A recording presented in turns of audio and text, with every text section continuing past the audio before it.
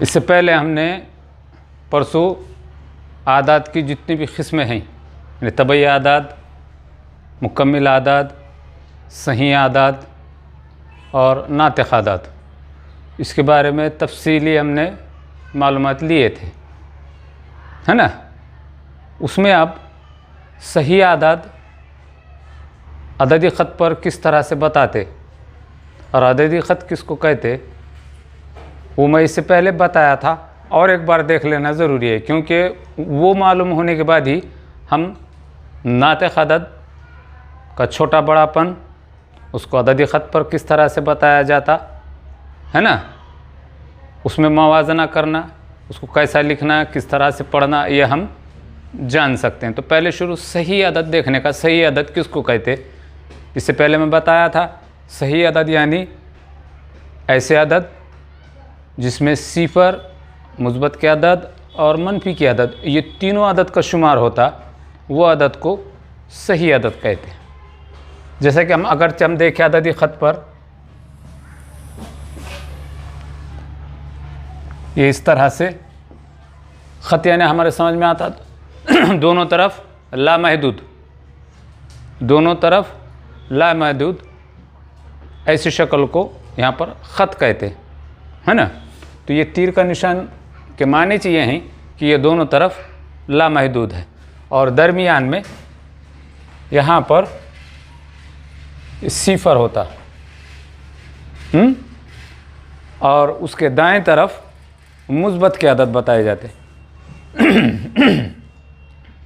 ये 1, ये 2, 3, 4, 5, 6, 7, 8, 9, आगे लामहदूद, यानी कि ख़त जो बता रहा वो आगे लामहदूद। उसी तरह उसके बाएं तरफ, सिफर के बाएं तरफ मनफी के आदाद होते।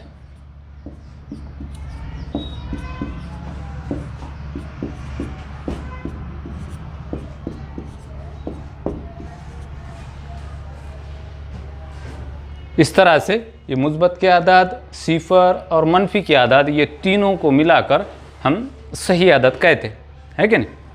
उसके बाद हम अगर गौर से देखें हम, तो ये दरमियान में सिफर है, इसको कभी कभी हुरूफ से भी ज़ाहिर किया जाता।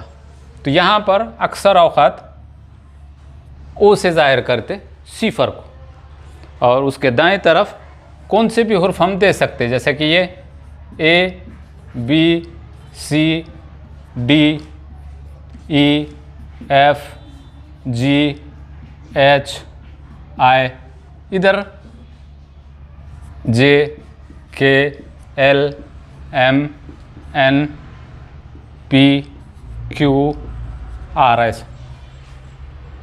इससे फ़ायदा ये होता कि मुस्बत के अदद, मनफी के अदद और सिफर बताने को हमको आसानी जाती और निशानदेही हम कर सकते ये हुरूफ देने से। जैसे कि हम कह सकते कि डी, ये जो हुरूफ है कौन सा हिंसा ज़ाहिर करता, तो हम बता सकते कि डी जो है ये मुस्बत का 4 है ना, सही अदद ज़ाहिर करता। उसी तरह अगर हम पूछे कि एल कौन सा हिंसा ज़ाहिर करता, तो मनफी का 3 हिंसा ज़ाहिर करता। या इसका उल्टा भी हम पूछ सकते कि 5 जो है कौन सा हुरूफ ज़ाहिर करता, मुस्बत के 5, तो हम कह सकते कि ई को ज़ाहिर करता। यानी दोनों तरह से हम इसको शनाख्त के वास्ते ये हुरूफ इस्तेमाल करते हैं, है ना। अब देखते हैं कि इसमें सिफर के दाएं तरफ जितने भी अदद रहेंगे वो मुस्बत के अदद कहलाते, और चूँकि यहाँ जो है मुस्बत की अलामत लिखी भी नहीं जाती, हाँ, लेकिन वहाँ पर वो रहती है, यानी ये मनफी के अदद और ये मुस्बत के अदद दोनों में से एक के सामने अलामत लिखना ज़रूरी है। तो यहाँ पर ये जो मुस्बत के अदद हैं इनके सामने अलामत नहीं लिखती, मगर वहाँ रहती है, मुस्बत की अलामत रहती है। और यहाँ पर जो है ये मनफी के जो आदत बताए हुए हैं उनके सामने कंपलसरी मनफी की अलामत लगा कर लिखना ज़रूरी हाँ, और आइंदा भी जब भी हम लिखेंगे इसको मनफी के जो अदद रहेंगे उसको खौस में लिखा जाता है। जैसे कि ये -4 है तो इस तरह से इसको खौस में लिखते हैं। इसका फ़ायदा जब हम अददों पर अमल करते हैं उस वक़्त ये हमारे समझ में आता है कि खौस में क्यों लिखना ज़रूरी है। तो अक्सर मनफी के जो अदद हैं वो खौस में लिखे जाते हैं। अब इस तरफ से हम सिफर के दाएं तरफ मुस्बत के अदद, सिफर के बाएं तरफ मनफी के अदद। अब अगरचे हम इधर से इस तरफ जैसे जैसे जाएंगे दाएं तरफ, कहीं से भी हम शुरू करेंगे तो कहीं से भी यहाँ से हम शुरू करें और दाएं तरफ जाने लगे तो हर अदद बड़ा होते जाता। यानी कि -7 से बड़ा -6, -6 से बड़ा -5, उससे बड़ा -4, उससे बड़ा -2, उससे बड़ा सिफर, उससे बड़ा 1, उससे बड़ा 3, उससे बड़ा 4, उससे बड़ा 5। यानी इस तरफ दाएं तरफ जैसे जैसे जाएंगे अदद बड़े होते जाएंगे, और इस तरफ से जिस तरह से इधर जाएंगे तो अदद छोटे होते जाएंगे। यानी कि 4 से छोटा 3, 3 से छोटा 2, 2 से छोटा 1, 1 से छोटा सिफर, सिफर से छोटा -1, -1 से छोटा -2, -2 से छोटा -3, या आगे यहाँ समझो -100 है ना, तो ये इन सब से छोटा रहेगा। तो जितना मनफी का अदद हमको बड़ा नज़र आएगा वो दूसरे मनफी के अदद से छोटा रहेगा। यानी कि ये जैसा -70 है और -4 है, इन दोनों में ये और ये दोनों में ये छोटा रहेगा और ये बड़ा रहेगा। तो इसको इस अलामत से हम ज़ाहिर करेंगे इस तरह से, और पढ़ते वक्त भी इसको पढ़ेंगे कि -70 छोटा है -4 से।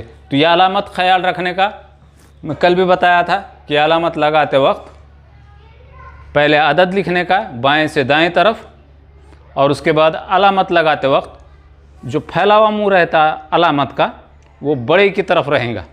अगर हम इसको उल्टा भी लिख लिया ऐसा -4 और -70, अब अलामत कैसी लगेगी, तो उसका जो फैला हुआ मुँह है ना अलामत का, वो बड़े की तरफ रहेगी इस तरह से। यानी -4 बड़ा है -70 से।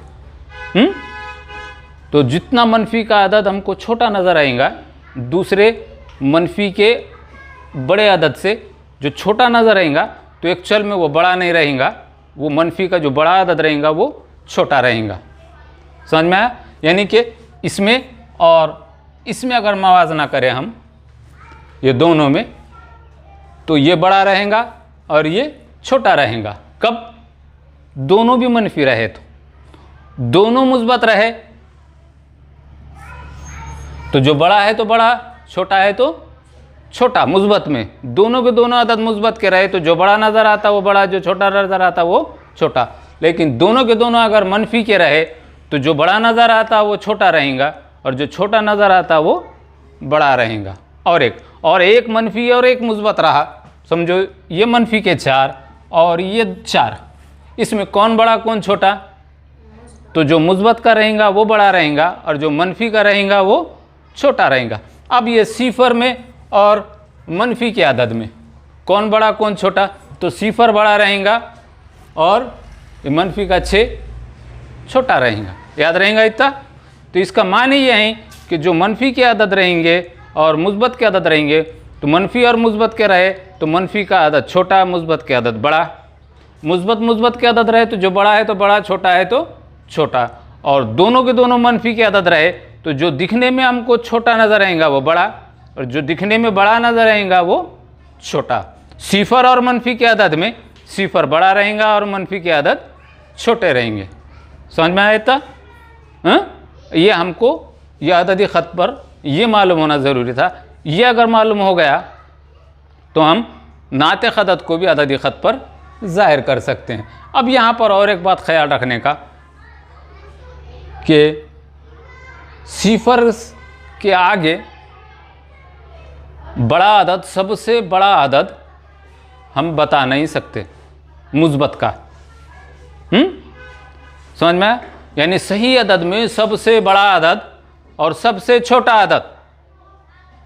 सही अदद में सबसे बड़ा अदद और सबसे छोटा अदद बताया नहीं जा सकता। लेकिन अगर इसमें पूछा कि मुस्बत के अदद में सबसे छोटा अदद कौन सा रहेगा, तो हम बता सकते हैं। मुस्बत के अदद में सबसे छोटा अदद कौन सा रहेगा, तो हम बता सकते कि ये 1।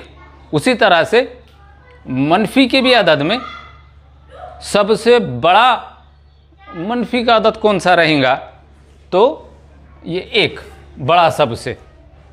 समझ में आया? मनफी के अददों में सबसे बड़ा अदद बताने आता और मुस्बत के अदद में सबसे बड़ा अदद सबसे छोटा अदद बताने आता।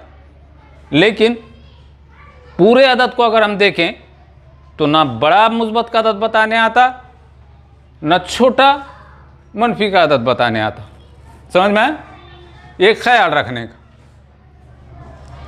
अब आगे और एक ख्याल रखने का इसमें, ये जो हम फासले बनाते हैं हमेशा के वास्ते याद रखने का, इसके ऊपर सवालात स्कॉलरशिप के इम्तिहानों में या मुकाबला जाती इम्तिहान में पूछे जाते कि ये जो फासला है,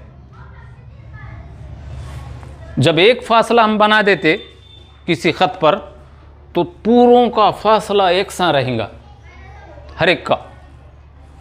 ये जितना फासला है ना उतना चाहिए भी फासला रहेगा। इसको रियाजी में इकाई फासला माना जाता। जैसे कि यहाँ हमने एक ख़त बना दिए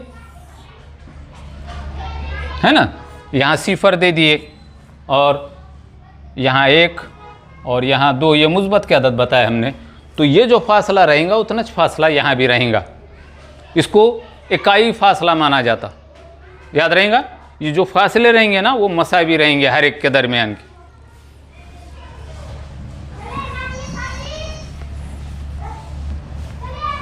यही ख़त पर हमको कभी कभी नात ख़दत बताना पड़ता। अब इससे पहले बताया था मैं, नात ख़दत किसको कहते हैं? यानी ऐसे अदद जिसको हम कसर की सूरत में ज़ाहिर करते। नात ख़दत यानी ऐसे अदद जिसको हम कसर की सूरत में ज़ाहिर करते, यानी बटे की सूरत में ऊपर नीचे। लेकिन वहाँ शर्त ये होती कि उसके नसब नुमा में यानी नीचे 0 नहीं रहना, बग़ैर 0 वाला अदद आना। ये 3, -3, 0, 2/3, -5/3, -4/-3,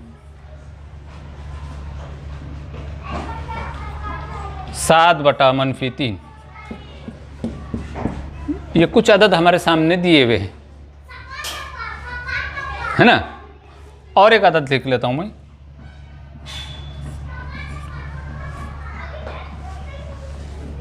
इसमें ये तमाम अदद एक को छोड़कर सब नात ख़दत है। अब तुम्हारे समझ में आ गया होगा मैं किसको छोड़कर बता रहा हूँ, है ना। मैं इस नात ख़दत किसे कहते हैं बताया था मैं कि ऐसे अदद जिसको हम कसर की सूरत में लिखते। और किताब में ये बताया हुआ है कहीं पर P/Q की सूरत में जो अदद लिखा जाता वो नात ख़दत कहलाता। और तुम्हारी किताब में बताया वाला है M/N की सूरत में, M/N की सूरत में जो अदद ज़ाहिर करते हम लिखते पढ़ते वो सब अदद नात ख़दत कहलाते। उसमें हम आगे देखेंगे कि कौन से अदद नात ख़दत होते और कौन से अदद गैर नात ख़दत होते, वो भी देखेंगे हम। तो ये जिसको भी हम P/Q की सूरत में, P/Q की सूरत बोले तो क्या, ये ऐसा यानी P की जगह पे कोई एक अदद रहेगा और Q की जगह पे कोई एक अदद रहेगा, या M की जगह पे कोई एक अदद रहेगा और N की जगह पे कोई अदद रहेगा। जैसे कि यहाँ पर P की जगह पे 2 और Q की जगह पे 3, है ना। या M की जगह पे -5 और N की जगह पे 3, है ना। इस तरह से जिसको हम ज़ाहिर करते उसको नात ख़दत कहते। आसान सा है समझ में आने के वास्ते। अब यहाँ सब के सब तो कसर में नज़र नहीं आ रहे हमको, आ रहे क्या? नहीं, लेकिन ये सब कसर में हैं। जैसा कि ये 3 है, ये 3 के नीचे नसब नुमा में कुछ नहीं रहा तो 1 रहता, तो इसको भी हम कसर में ज़ाहिर कर सकते, इसलिए इसको भी नात खदद कहेंगे। इसके भी नसबनुमा में कुछ नहीं है तो एक रहता है ना, तो इसको भी हम नात खदद की सूरत में बता सकते, इसलिए ये नात खदद है। ये सिफर के नीचे भी कुछ नहीं रहा तो एक रहता, इसको भी हम नात खदद की सूरत में बता सकते। लेकिन यहाँ पर ये जो देखेंगे आपने, है ना, 6/0 इसके नसबनुमा में सिफर है, तो ऐसे अदद को नात खदद नहीं कहते। क्या कहते हैं इसको? नात खदद नहीं है, तो इसको हम नात खदद नहीं कहेंगे। इसकी शर्ती है नात खदद के वास्ते कि नसबनुमा में सिफर नहीं रहना। एक हो गया। अब ज़रा गौर से देखो, यहाँ हमको कुछ नात खदद नज़र आ रहे। ये तो हो गया 3/1, -3/1, 0/1, 2/3, -5/3, है ना। यहाँ मनफी की मैं कल भी बताया था आपको कि जब भी नसबनुमा में और शुमार कुनिंदा में दोनों तरफ अगर मनफी की अलामत रही तो उस अदद को मनफी का अदद नहीं कहते बल्कि मुस्बत का अदद ही कहा जाता। जब भी याद रखने का, जब भी ऊपर वाले को और नीचे वाले को दोनों को अगर मनफी की अलामत रही तो उसको जब भी हम इसके ऊपर जमा का, ज़रब का, तफरीक़ का जो भी अमल करना रहे आगे जब करेंगे तो ये दोनों अलामतें हटाकर अमल करना पड़ता है। यानी कि ये जो दो अदद है ये एक्चुअल में 4/3 मुस्बत ही लिखा जाता जब भी दोनों तरफ रहा, तो एक तरफ रहा तो नहीं। और एक देखो यहाँ पर बताया मैं कि 7/-3 यहाँ ऊपर मनफी की अलामत है, यहाँ ऊपर मनफी की अलामत है ना, और यहाँ पर नीचे है। जब भी हमको अमल करना पड़ता तो नीचे जो भी अलामत रहेंगी वो ऊपर लगा के अमल करना पड़ता है। जैसे कि यह है ना 7/3, तो इसको इस तरह से लिखे तो भी कोई फ़र्क नहीं पड़ता, नीचे अलामत रही तो ऊपर भी लगा सकते हम इसको। ये कुछ बातें बारीक बारीक कहीं समझ में आना ज़रूरी है, नहीं तो आइंदा जब हम अमल करेंगे इसके ऊपर तो परेशान होने की बात नहीं है। जब भी दोनों तरफा मनफी का अलामत रही तो उसको मुस्बत बना के लिख देने का, यानी कि मुस्बत ही है। ये जो है ना -4/3 ऐसा है बगैर अलामत का, और ये जो मनफी का 3 नीचे नसबनुमा में लगा हुआ है वो ऊपर लगा के लिखने का जब भी लिखेंगे हम उसको आइंदा। तो ये कुछ बातें थी, ये समझ में आना। अब ज़रा गौर से देखो कि तमाम नात खददों में इससे पहले जो बताया मैं तबई अदद, मुकम्मिल अदद, सही अदद, ये तीनों आ जाते। कौन कौन आ जाते? तबई अदद, मुकम्मिल अदद और सही अदद। ज़रा देखो इसको क्या कहते हैं हम, ये तीन को तबई अदद भी कहते, मुकम्मिल अदद भी कहते और सही अदद भी कहते। ये -3 को सही अदद कहते, मनफी की अलामत है ना इसको, इसलिए इसको सही अदद कहते। ये सिफर को तबई अदद कहेंगे इसको नहीं, ये मुकम्मिल अदद है और सही अदद है। ये 2/3 है ना, इसको हम कसर में लिखे इसलिए ये नात खदद कहलाता। आया समझ में? तो इस तरह से हमको नात खदद के अंदर पूरे मुकम्मिल अदद आते, पूरे तबई अदद आते और पूरे सही अदद आते, चाहे मुस्बत के रहो, मनफी के रहो और सिफर, है ना। नात खदद में इन तीनों का शुमार होता। देखें हम अब ज़रा गौर से देखेंगे हम कि नात खदद को अददी ख़त में किस तरह से बताया जाता।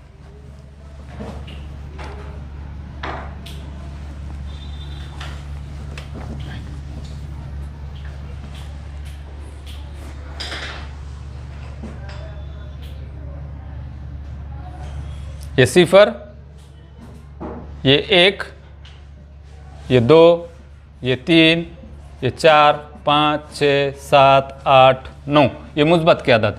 -1, -2, -3, -4, -5, -6, -7, -8 है। ये अदद ख़त पर सही अदद बता दिए हम। कौन से अदद हैं ये? सही अदद। यानी सही अदद किसको कहते हैं? और एक आम ज़बान में समझना कि मुकम्मिल पूरे अदद को सही अदद कहते हैं। अब ज़रा गौर से यही अदद को मैं यहाँ बताता हूँ। अब अददी ख़त को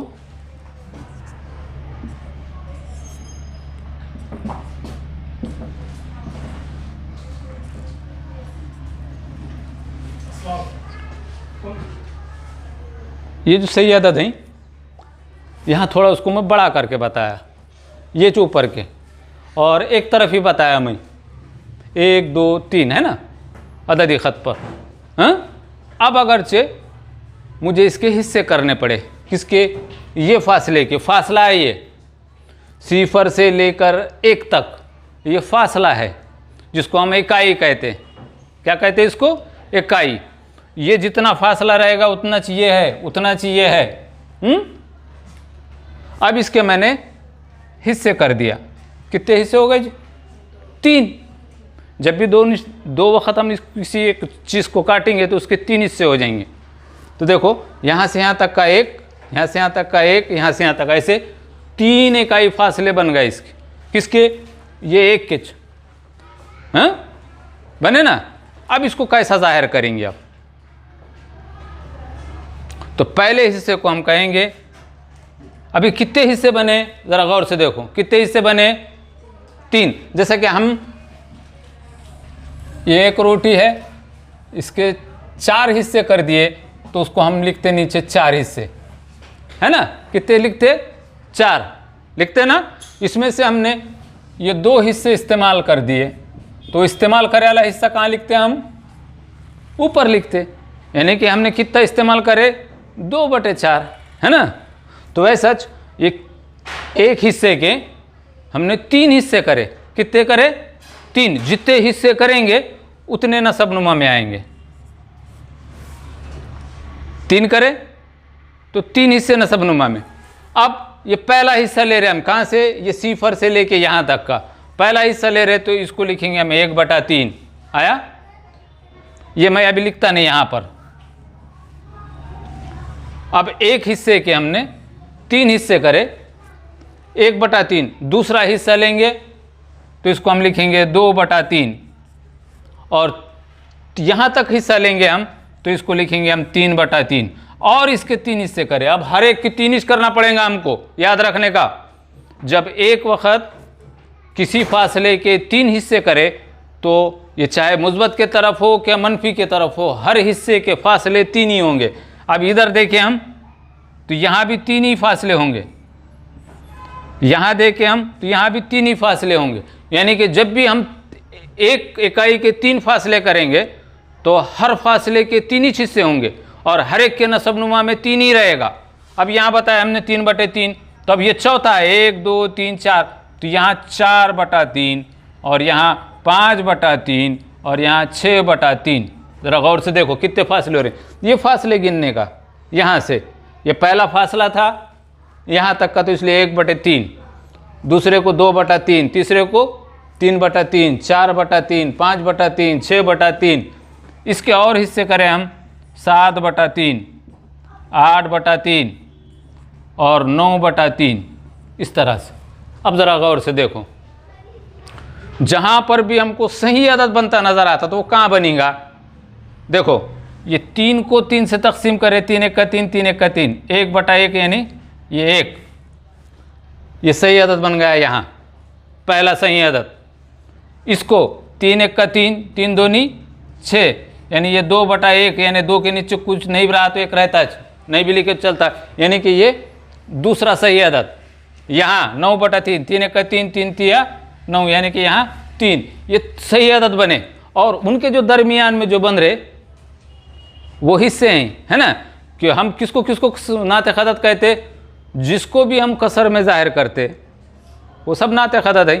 तो ये नाते खदद 1/3, 2/3, 3/3, 4/3, 5/3, इस तरह से हम नाते खदद को अददी ख़त पर जाहिर कर सकते। इधर ये -1/3, -2/3, -3/3, -4/3, -5/3, -6/3।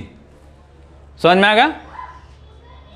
इस तरह से हम अददी ख़त पर नाते खदद को जाहिर कर सकते। इसको दूसरी तरह से भी हम जाहिर कर सकते। अब ये तो हो गया है, एक फासला किए थे हम, 3 फासले किए थे एक इकाई। अब अगरचे इस तरह से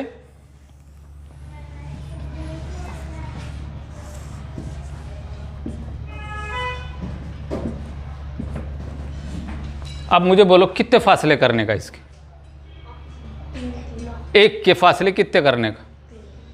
3 करे थे हमने, 2 कर सकते, 5 कर सकते, 10 कर सकते, कि जितने बोले उतने कर सकते हम, मगर शर्त है कि यहाँ अगर हमने दिखाई दिया, यहाँ इधर देखो,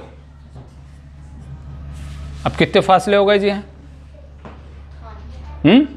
5 फासले, यानी 1 2 3 4 5 फासले हो गए।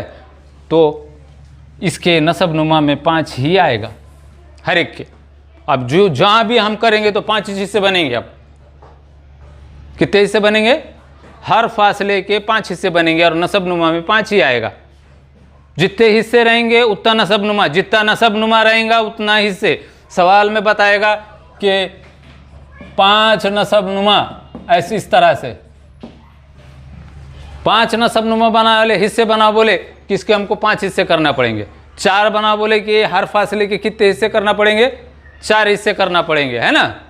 हाँ, 4 हिस्से करना पड़ेंगे। 4 नसब नुमा बोले कि 4 हिस्से, 5 नसब नुमा बोले कि 5 हिस्से। अब ज़रा गौर से देखो, यहाँ 5 हिस्से हैं तो पहला हिस्सा जो रहेगा ये सी पर स्टार्ट यहाँ से कर सकते हैं हम।